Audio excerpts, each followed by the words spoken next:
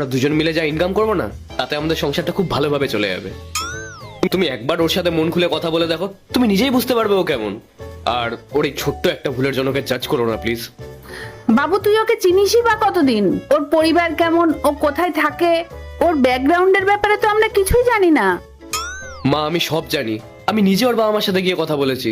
ওর বাবা মা সত্যিই খুব ভালো মানুষ। এই নিন চা। চা তো তুমি বানিয়ে আনলে, কিন্তু আমার যে সুগার আছে, আমি যে চিনি খাই না, সেদিকে তো তোমার কোনো আইডিয়াই নেই। চাটা নিশ্চয়ই চিনি দিয়ে বানিয়ে নিয়ে এসছো। আমি চা খাবো না। না না, আমি চায়ে চিনি দিইনি। আপনি ঠিক যেমন চা খান আমি ঠিক সেভাবেই বানিয়ে এনেছি। রাহুল আমাকে আপনার ব্যাপারে আগে থেকেই সব বলে রেখেছে।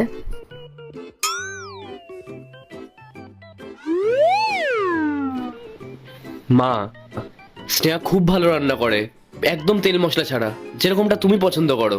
ও খুব হেলথ কনসিয়াস। বিয়ের পর যখন তুমি আমাদের সাথে থাকবে, তখন ও তোমার খুব খেয়াল রাখবে।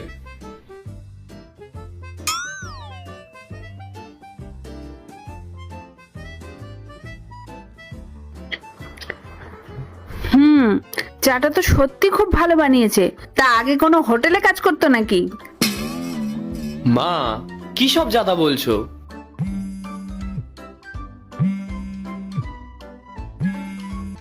হ্যালো। হ্যাঁ বলছি, তুমি ঠিকঠাক সময় মতন পৌঁছে গেছো তো? হ্যাঁ আমি চলে এসেছি, কোনো অসুবিধা হয়নি। শোনো না, রাহুলের জন্য একটা ভালো সম্বন্ধ এসেছে। মেয়েটা ভীষণ ভালো দেখতে, তাই আমি হ্যাঁ করে দিয়েছি। আর তুমি দেখলে তোমারও খুব পছন্দ হবে। তাই রাহুলের জন্য সম্বন্ধ এসেছে, আর তুমি তার দেখেই রাজি হয়ে গেছো? বাহ, খুব ভালো করেছো। আর শোনো, আমি ওই মেয়েটার একটা ফটো তোমার হোয়াটসঅ্যাপে পাঠিয়েছি। আচ্ছা, ফটো পাঠিয়েছো? দাঁড়াও আমি দেখছি। মা, এসব কি হচ্ছে বলো তো? এই দাঁড়া তো, তুই আমাকে একটু কথা বলতে দে। হ্যাঁ গো, মেয়েটাকে আমার খুব পছন্দ হয়েছে, তুমি বিয়ের জন্য হ্যাঁ বলে দাও।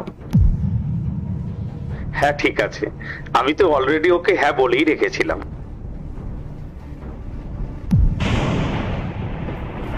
মা, এসব কি? তুমি খুব ভালো করে জানো আমি অন্য একজনকে ভালোবাসি, আর তারপরে তুমি অন্য জায়গায় আমার সম্বন্ধ কি করে ঠিক করলে?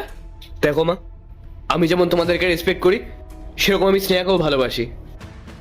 বাবু তুই একবার ফটোটা দেখ, তোরও খুব পছন্দ হবে। না মা, আমি কারোর ফটো দেখতে চাই না। বাবু তুই মায়ের কথা শুনবি না? তুই না বললি তুই মাকে খুব রেসপেক্ট করিস, ভালোবাসিস? অন্তত একবার দেখ।